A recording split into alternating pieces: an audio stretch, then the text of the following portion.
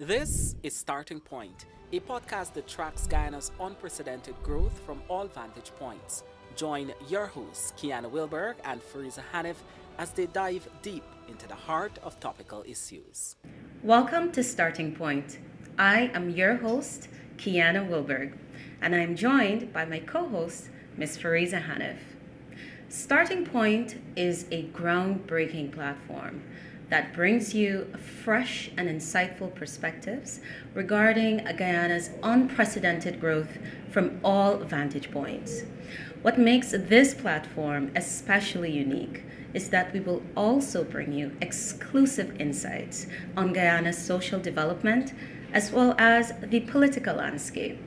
For our inaugural episode, we are truly pleased to have as our first guest PNCR appointed Region 4 Chairman and former GDF Captain, Mr. Daniel Seram.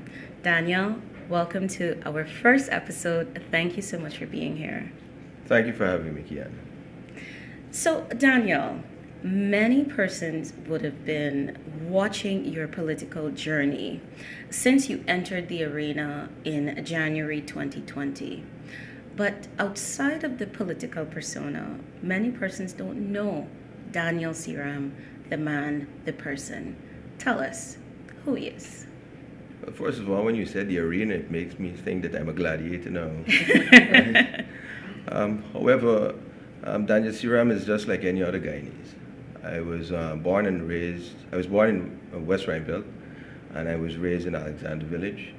I went to a public play group, a public nursery school, a public primary school, and then a public secondary school. Just with the love of my parents, support of my family. And then I wanted to do a career in medicine at first. And then I was coerced by my dad and some other family members to join the Guyana Defense Force, which I have not regret ever. Right? I spent 12 plus years within the service to the Guyana Defense Force and the people of Guyana. And then I transitioned to the private sector briefly, and then into politics. In a nutshell, I am just a humble servant of the people of Guyana, and I'm here just like every right-minded Guyanese, trying to be a part of the development, trying to bring relief to those who need it, and trying to provide assistance to those who need that assistance right now as well. But Daniel, an important part of your background too is the time that you would have spent in the Guyana Defense Force, as I noted in my introduction. Kindly tell us about that experience. What was that like for you? The public doesn't often get that kind of insight. The Guyana Defense Force is quite a rewarding career. If you're looking for a career in which you can be of service to your country, in which you can study as well, in which you can travel the length and breadth of Guyana.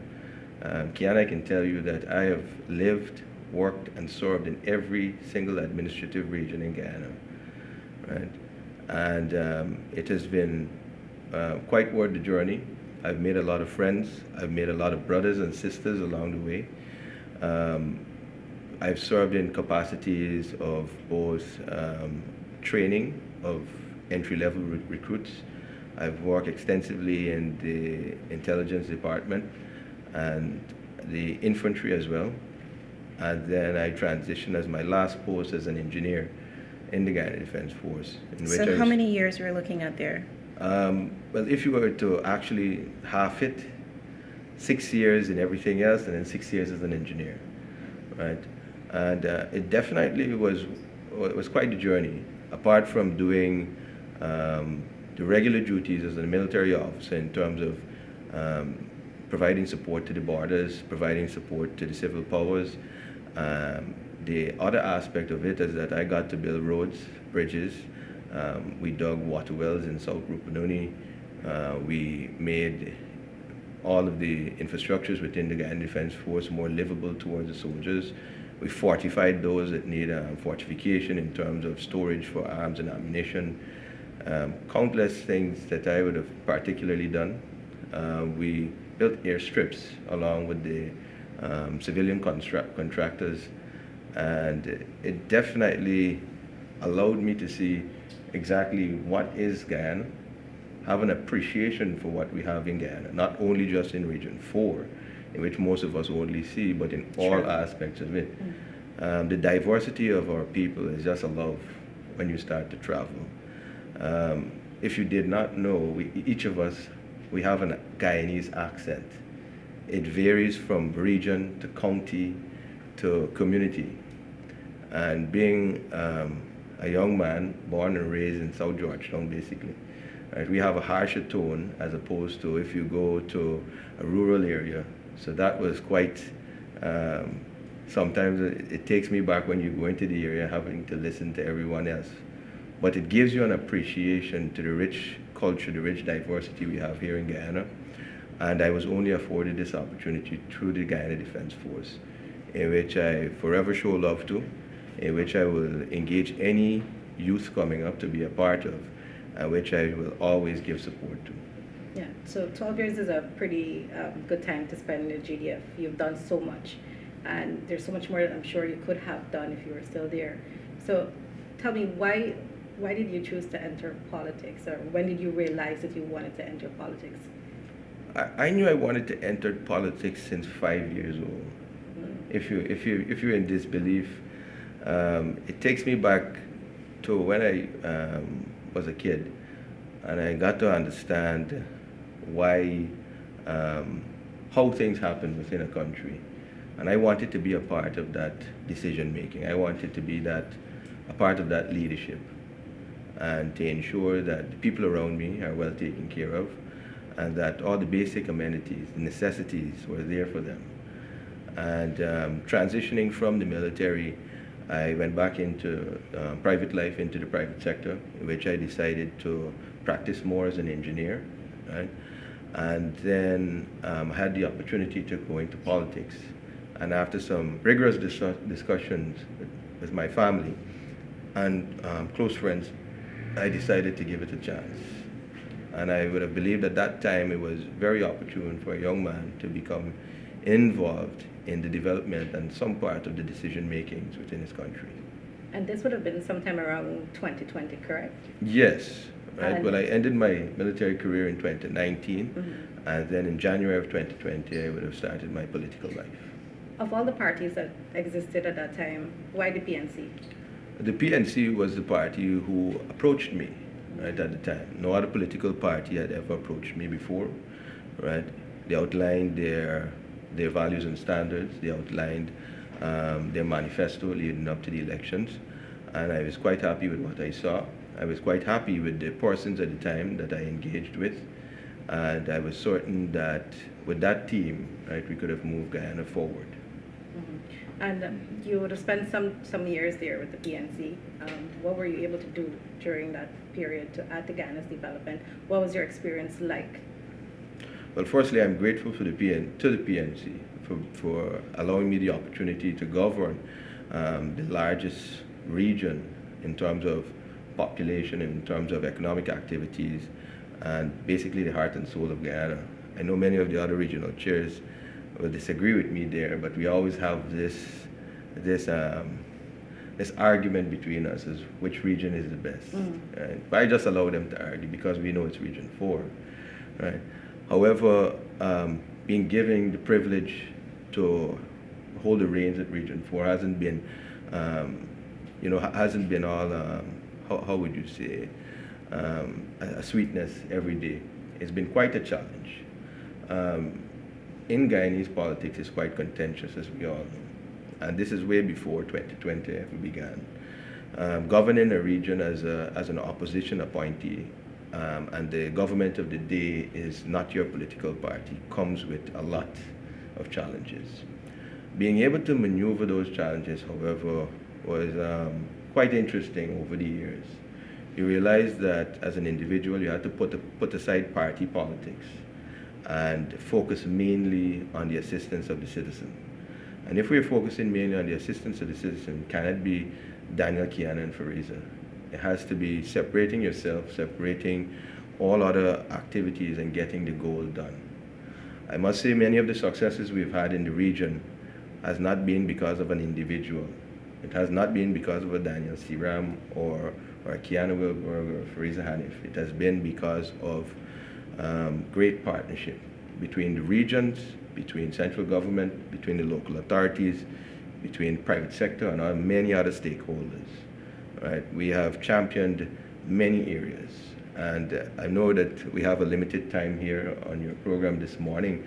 However, in Region 4, right, we have basically upgraded all medical facilities, all of our health centers, all of our health posts.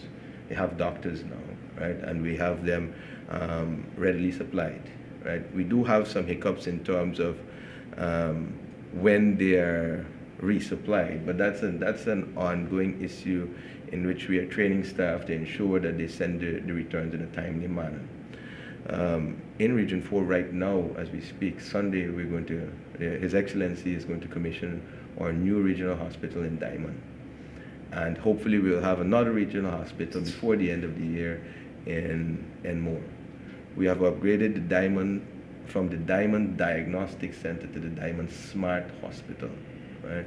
Which allows us as a region to do both primary, secondary treatment in terms of medical care and some amount of tertiary treatment, rather than having to have us send the citizens directly to the public hospital, which you know is overwhelmed sometimes. In the areas of education, now taking over right in COVID, the first 2 years were very difficult, getting the necessary supplies out to the kids who are at home, the online schooling, and so it was something that we never dealt with. No generation has ever dealt with it. This was amalgamating solutions with technology, right? And we definitely streamlined that, and I'm thankful for our partners, both the Ministry of Education, Ministry of Health, entire government, and the regions for rolling out these processes. If you didn't know, on the 5th of September 2022, when we started in-person schooling again, we had more kids in school than we had actually assessed, right? And that had put up a flag to us that we had to expand schools, we had to build more schools, and we have to get more resources and supplies out, right? Now that doesn't come without its own challenges as well, because we have to have properly trained staff as well, we have properly trained teachers at all levels of teaching. The educational delivery has to evolve, and that's still an ongoing process, right? Within the areas of drainage and irrigation, which I hold very dearly to me as an engineer, I also sit as a national director for NDIA representing Region 4. And I can tell you that that organization and all other organizations which have been overlooking and monitoring drainage and irrigation, we have been doing a fantastic job in terms of being proactive instead of reactionary to the woes of drainage and irrigation. I know some citizens may be looking in dismay and saying, but yet we're still flooding, and so I'm telling you that if we were not doing the work that we're doing now, it would have been worse. The thing is that we're combating, right, heavy rainfall coupled with high tides. And once you have that in the equation, right, there's little that we can do right now, right, that we haven't already done to mitigate flooding. However, this doesn't bring an end to that sentence, because we are constantly working with the specialists in those areas to ensure that we can restructure certain areas. However, we have improved all of the drainage and irrigation infrastructures. These are the sluices, the cocos, as you would like to say, and the pumps as well. So serviceability of these items, of these equipment within the region, they have been optimal throughout my tenure there, and throughout Guyana, because we get to see the reports from all of the regions as well. So I think that that's a plus. And Region 4 isn't known much for its agricultural output, but in the regions that have the agricultural output, because of the steps of NDIA, right, they have been getting larger yields in terms of agriculture there. Right? In terms of, and I'm going to close here with public works, right? Because we can go outside right now and you can see the changes, right? We see the new highways being built. We see them being built to international standards. For them who need corrective measures, they are getting those corrective measures. And this is what happens in the fastest growing economy. But however, we must be true to ourselves, in the fastest growing economy, with all of these things going on, there will be some amount of discomfort. And I will admit that sometimes there is an oversight in which we don't put out advisories in a timely manner, and in which some of our stakeholders work in somewhat isolation until they get a nudge. We at the region, we've been reaching out to all stakeholders, the ministries, utility operators, and so on, trying to have them to work together in order for us to not have these lapses. For example, the commute that it takes from the East Coast coming into Georgetown, from the East Bank coming into Georgetown, vice versa. It has been a challenge, right? I know the Guyana Police Force has been doing a fantastic job in terms of trying to manage that traffic in the morning, but yet, because of some amount of human error, we are having some difficulties there. So I do ask the citizens to bear with us while these developments, these macro developments within the region are happening, and you will be the ones to bear the fruit of them. You will be the ones who will ultimately drive on the nice roads. You will be the ones being able to call your family and say, I just made it to work in less than 10 minutes from out of Georgetown to in Georgetown. And I can assure you that that is the trajectory that we're looking at. Last week, Ministry of Works literally rolled out a program in which they're going to be improving all of the infrastructures within Georgetown. That means every road, every bridge, right, and all of the drainage as well, right? So these are the look forward that we have there. On the East Bank and the East Coast, those works have already commenced, and will continue, and we look for everyone to be on board. Well, Daniel, you've spoken extensively there on a number of things that you were able to see accomplished before your very eyes. And earlier you spoke about the fact that, when the PNC approached you, you were persuaded, you were convinced that at that time there was real change that could take place. So explain for us between that time and the unprecedented move that you've made to some, which is crossing over.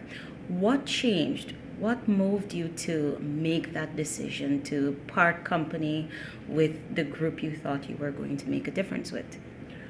I think that in this day and age, right, as a citizen of Guyana, I still have the right to choose.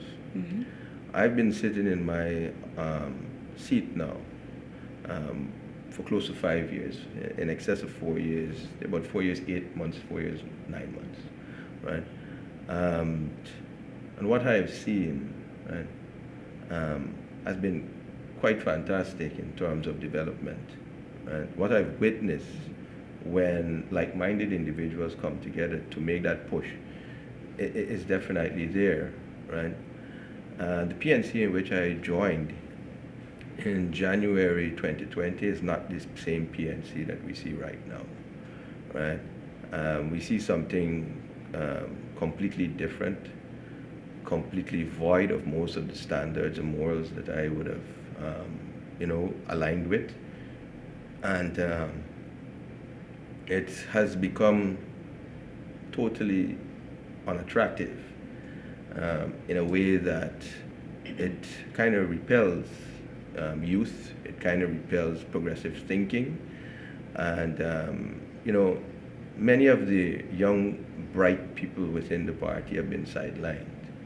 And for those of them who are still fighting the good fight, as we would say, right, do not get the recognition that they are due, right? And that is quite a sad situation going on within the party.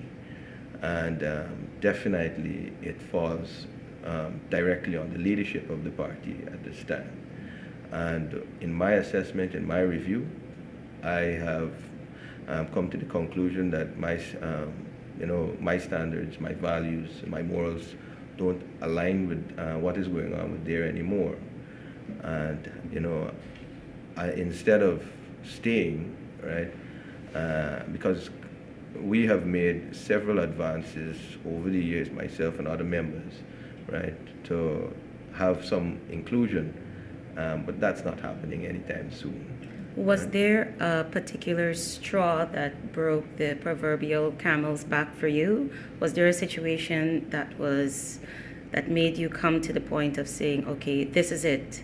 I have to cut ties? Of course, leading up to making such a decision, right, um, is very conflicting, especially for an individual who just wants to do the right thing. And for me, right, and it's very, it's very, it's very hard to utter here, but the late Amna Ali would have passed away recently, and she would have served the mighty PNC for the past 50 years. And in service to that party, she would have served at many levels, given her entire life to it, made tremendous sacrifices for it.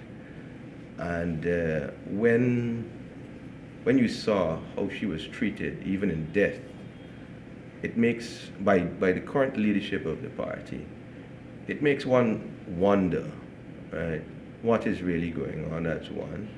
And two, what is there really to stay for or work towards? And I believe that that was the straw that broke the camel's back for me. What I'm interested in, what was your relationship like with the leadership of the PNC, specifically Mr. Norton? The leadership of the PNC and I have always held a cordial relationship, right? However, over the time that the new leadership has been in place, we really and truly never gotten any direction as to where to go in terms of regional development, right? At the regions, I could speak specifically for Region 4, we never got, well, this is where we want to see you go. And so I was just governing based on the manifestos that were put out, the guidance given to me by Mr. Granger, Mr. Harmon, and Ms. Ali. And therefore, we were left alone, right? So the partners that we had within the region became more of assets to us in terms of governance, in terms of direction, in terms of what we wanted to see happening, right? There was nothing coming out of the party in terms of where they wanted to see Region 4 go, what they wanted to see done in Region 4.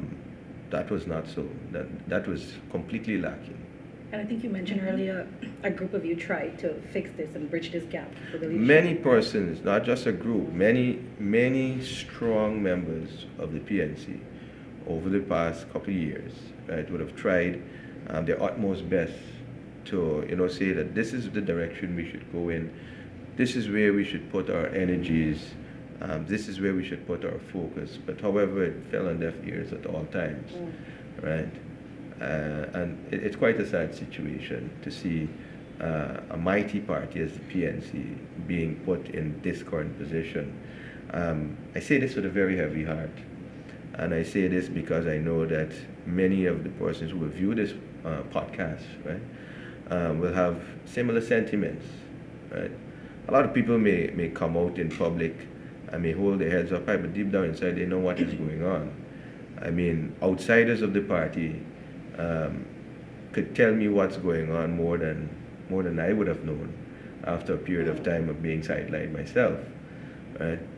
But everything, as they say, the universe works in mysterious ways, right? I was led to this point in which I made a decision that I'm very comfortable with at this time, and that I have, all confidence in President Ali and his government in taking office for a second term and continuing with the progress that we currently have and amplifying that progress. Well, it's good that you, if I may, Kiana, that you brought that up. There are many other political parties out there that you could have joined and be part of. Why the PPP? What drew you to the PPP? Well, you see, as I've said, since I've taken office, all of the successes, and this is the thing, as a politician, our success isn't a singular success. It's not individual, right? It has been based on the relationship that I've had with the government of the day, right? And because I could have seen a vision, because I could have seen exactly where we're going, where this development is taking us, what we need to do in each sector, right? The decision was quite easy, right? Everybody else, basically, we did not have an opposition, right? And no other party was bringing forward any vision, right, or any plan to go forward, right? We keep getting sound bites on, if the current government said they're doing this, then you get a sound bite about it somewhere else, right? But nothing, there wasn't any creativity. There wasn't any guiding principle to lead to anything to bring the citizens relief, assistance, or any development. And that's why my decision was quite easy. Daniel, we want to close with two very important questions. Now, the WPA, which has joined forces with the APNU, its chief spokesperson, Dr. David Hines, has come forward to launch a series of attacks on some of those individuals who would have crossed over, yourself included, and he even referred to you as just being ethnic window dressing. How do you feel about those sort of toxic statements and those types of attacks against individuals, especially with that party? He also called you an ingrate. Yeah. Yes. Funnily, I didn't see it, right? And the next morning I got many messages, the screen grabs or the link to see it. And all I will say about that is that the behavior speaks for itself. And I will ask all Guyanese is, the WPA, led by Dr. Hines, right, has just coalesced with the APNU. And are those the people that you want to be seeing sitting in any position of authority, leading this country or representing us on an international or national level? And I'll leave that to the public to decide. And those will be my comments on it. Thanks, Daniel. And the final question from us here as we close the podcast. What's one of the messages or the message you want to leave with the electorate as Guyana heads into this election cycle? Thank you for that question. Right. So a lot of young people have been reaching out to me. Right. One of the demographics that I particularly relate to are young professionals, and they want to be a part of everything that is going on here. They want to be a part of where Guyana is going, and they want to, be meaningfully a part of it, just not window dressing a part of it. And I say to them, come on board. There's myself, there are many other members of the government who are willing to receive you and welcome you. What I realize that we in Guyana are on a cusp of no political persuasion can stop the development that is happening in Guyana. It's like a boulder rolling down a hill, it will happen, right? So my thoughts to those people are, come on board, right? Let's find where you fit in, and let's get all of the jobs that we have to get done.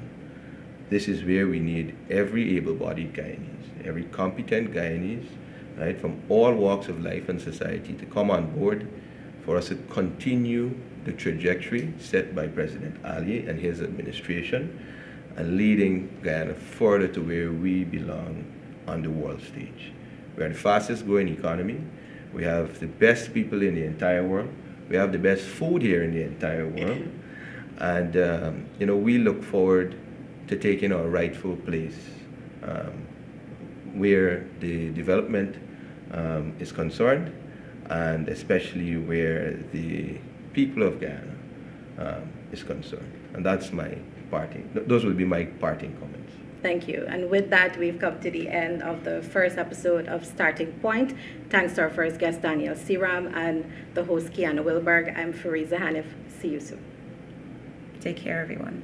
And thanks again, Daniel. Thank you guys for having me on board. Thanks for watching Starting Point. Follow us on Spotify, YouTube, Facebook, Instagram, and LinkedIn for critical updates and exclusive content.